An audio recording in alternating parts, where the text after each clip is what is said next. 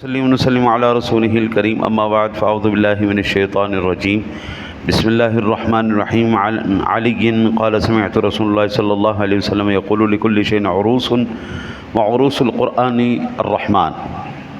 حضرت علی المرتضیٰ شیر خدا کرم اللہ وجہہ الکریم سے روایت ہے، وہ فرماتے ہیں کہ رسول اکرم صلی اللہ علیہ وسلم نے ارشاد فرمایا ہر ایک چیز کی ایک زینت ہوتی ہے، ہر چیز کی ایک زینت ہوتی ہے، اور قرآن کی زینت سورۃ الرحمن ہے۔ قرآن کی زینت سورۃ الرحمن ہے۔ سورۃ الرحمن کو قرآن کی دلہن بھی کہا جاتا ہے۔ سورۃ الرحمن کو قرآن کی دلہن بھی کہا ہے۔ اس سورت میں یہ مقام، یہ فضیلت کیسے ہوئی؟ اس کی وجہ یہ ہے کہ اس میں سب سے زیادہ میرے مالک کی صفات اور ذات کا ذکر پاک کیا گیا ہے۔ اللہ وحدہ لا شریک کی ذات کا، اس کی صفات کا اس میں ذکر کیا گیا، اور ذات و صفات پر اعتقاد رکھنا یہ ایمان کی زینت ہے۔ اللہ کی ذات صفات پر یقین رکھنا، ایمان رکھنا، یہ اعتقاد رکھنا زینت ہے۔ جنت کی حوروں کا اس میں ذکر کیا گیا، ان کے حسن و جمال کا ذکر کیا گیا، ان کے زیورات کا ذکر کیا گیا، اور یہ چیزیں جنت کی زینت ہیں۔ اور اس سورہ مبارکہ آیہ کریمہ جو ہے وہ فَبِأَيِّ آلَاءِ رَبِّكُمَا تُكَذِّبَانِ، یہ اللہ کا فرمان بار بار اس سورہ مبارکہ میں نقل ہوا ہے۔ عام بندہ جب بات کو بار بار نقل کرتا ہے نا تو اس کی اہمیت کم ہو جاتی ہے، لیکن جب میرے مالک نے یہ بار بار ارشاد فرمایا، اس کی زینت اور بڑھ گئی۔ 27 مرتبہ یہ آیہ مبارکہ اس سورہ میں آئی، فَبِأَيِّ آلَاءِ رَبِّكُمَا تُكَذِّبَانِ، 27 جگہ۔ اس سے پھر اس کی زینت میں اور زیادہ اضافہ ہو گیا۔ ہاں جی، یہ ناز بھی ہے اور انسان کے لیے وارننگ بھی ہے، ناز بھی ہے، وارننگ بھی ہے۔ فَبِأَيِّ آلَاءِ، تو اپنے رب کی کون کون سی نعمت کو جھٹلائے گا، کون کون سی نعمتوں کو جھٹلائے گا؟ وہ اللہ کے بندے سر سے لے کے پیروں تک جو صرف تیری ذات پر میرے رب نے احسان کیا، تو اس کا شکریہ نہیں کر سکتا۔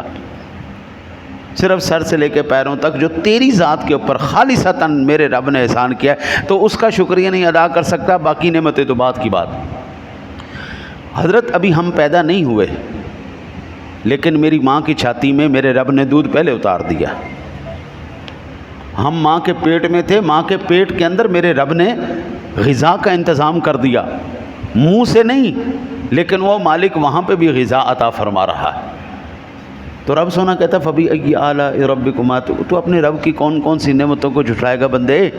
ہاں جی، اچھا جی، اس حدیث مبارکہ میں عروس کا لفظ استعمال ہوا ہے۔ عروس دلہے کو کہتے ہیں، اور دلہن کو بھی عروس کہتے ہیں۔ یہ عرس سے بنا ہے، بمعنی شادی، بارات۔ چونکہ دلہن دلہا کو نہایت آراستہ اور پیراستہ کیا جاتا ہے، اس لیے اس سورہ مبارکہ کو عروس، کہ یہ میرے مالک کے کلام، اس کی ذات صفات سے ایسی مزین کر دی گئی ہے کہ اور پورے قرآن پاک میں اس جیسی سورہ مبارکہ کوئی نہیں۔ ساری صورتیں سبحان اللہ، اللہ کا کلام ہے بھائی، اس سے اونچی بات تو ہے ہی کوئی نہیں نا جی، اللہ کا۔ لیکن یہ جو سورہ مبارکہ ہے یہ اپنی خاص اہمیت رکھتی ہے۔ آپ پورا قرآن پاک پڑھ کے دیکھیے، آپ سورۃ الرحمن پڑھ کے دیکھیے۔ پوری دنیا کے اندر قاری بہت کم ہیں ایسے جنہوں نے پورے قرآن پاک کی تلاوت کو ریکارڈ کروایا، یہ تلاوت کی ہوئی، لیکن سورۃ الرحمن کی آپ دیکھ لیں تو میں کہتا ہوں کہ کوئی جتنا شاید ہی ایسا قاری ہو جس نے سورۃ الرحمن نہ پڑھی۔ لاکھوں نہیں، کروڑوں نہیں، اربوں کی تعداد میں اس سورہ مبارکہ کی تلاوت بار بار بار بار بار بار تلاوت کی گئی، اور ہر ایک نے اپنی آواز کے اندر اس کو نقل کیا ہے۔ اور اللہ وحدہ لا شریک نے اس سورہ مبارکہ میں اس لیے یہ مجازی معنی استعمال کیے ہیں کہ یہ سورہ مبارکہ جو ہے عروس ہے، معنی زیب و زینت سے آراستہ۔ عروس سے معنی فزیکلی دلہن نہیں، اس سے مراد اس کے مجازی معنی یعنی زیب و زینت والی، خوبصورتی والی۔ اور جنت میں حضرت جی یہ سورہ مبارکہ اللہ وحدہ لا شریک جنتیوں کو خود تلاوت فرما کے سنائے گا۔ ہاں، جب رب سونا یہ تلاوت کرے گا نا جی، آئے ہائے ہائے ہائے، ایک ایک لوحہ وجد میں آ جائے گا۔ یہ سورہ رحمان کی تلاوت ہے جی۔ اللہ سونا کل قیامت والے دن جب جنتی جنت میں چلے جائیں گے اور تمام جو ہے وہ چلے جائیں گے تو کہیں گے، ارشاد باری تعالیٰ ہوگا، جنتیوں راضی ہو میرے سے؟ یا اللہ ہم بالکل راضی، تو نے ہمیں جنت عطا فرما دی، اس سے بڑا اور کیا کمال ہو سکے؟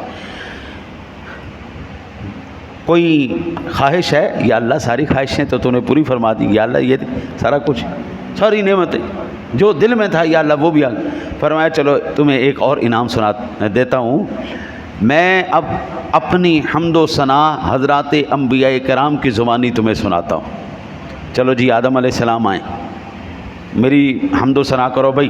آدم علیہ السلام کریں گے، نوح علیہ السلام کریں گے، شیس علیہ السلام کریں گے، ادریس علیہ السلام کریں گے، ابراہیم علیہ السلام کریں گے، موسیٰ علیہ السلام، عیسیٰ علیہ السلام، ذوالکفل علیہ السلام، سارے انبیاء، پھر جو لحن داودی رکھنے والے حضرت داؤد علیہ السلام کو بلایا جائے گا، تو جنت کا ایک ایک پتا جھوم رہا ہوگا، سبحان اللہ سبحان اللہ، اللہ کی حمد و ثنا ہو رہی ہے۔ پھر اللہ کہے گا اب دیکھو میں تمہیں کیسے محظوظ کرتا ہوں۔ پھر اللہ اپنے حبیب سے کہے گا محبوب اب تو آنا ذرا سونا، اب سنیا، اب ذرا تو آنا، اب میری حمد و ثنا کر۔ تو جب آقا جی کریں گے تو میں کہتا ہوں جنت کا کوئی ایسا جناب کونا نہیں، کوئی ایسی شے نہیں جو جھومے گی نہیں۔ تو پھر جناب اللہ وحدہ لا شریک پوچھے گا ہاں جنتیوں سناؤ، راضی ہو؟ یا اللہ بالکل راضی، یا اللہ بالکل، تیرے حبیب نے تیری ثنا کر دی، سبحان اللہ، اس سے بڑھ کر اور اللہ فرمائے گا لو پھر اب اور مزہ لو۔ یا اللہ اب کیسے؟ فرمایا اب میں خود اپنی تعریف کروں گا۔ پھر اللہ وحدہ لا شریک سورۃ الرحمن پڑھے گا، الرحمن علم القرآن خلق الانسان علمہ البیان۔ جب رب سونا تلاوت کرے گا نا حضرت جی، پھر تو جو لذت کا جو ہے نا جی وہ پھر کوئی بیان نہیں رہے گا، پھر بیان ختم ہے۔ ہم جب ذکر کے اندر مگن ہوتے ہیں نا جی، تو اس ذکر کے اندر ایک کیفیت آ جاتی ہے جس کو ہم کہتے ہیں وجد میں آنا، وجدانی کیفیت میں آ جانا۔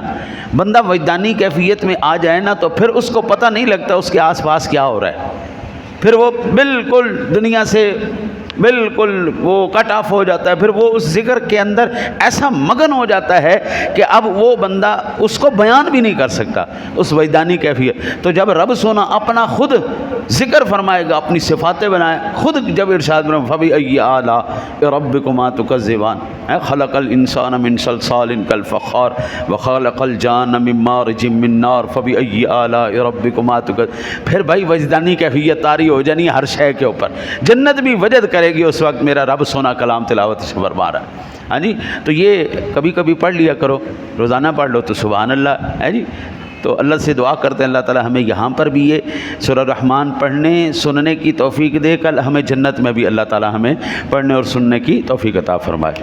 اللہم صلی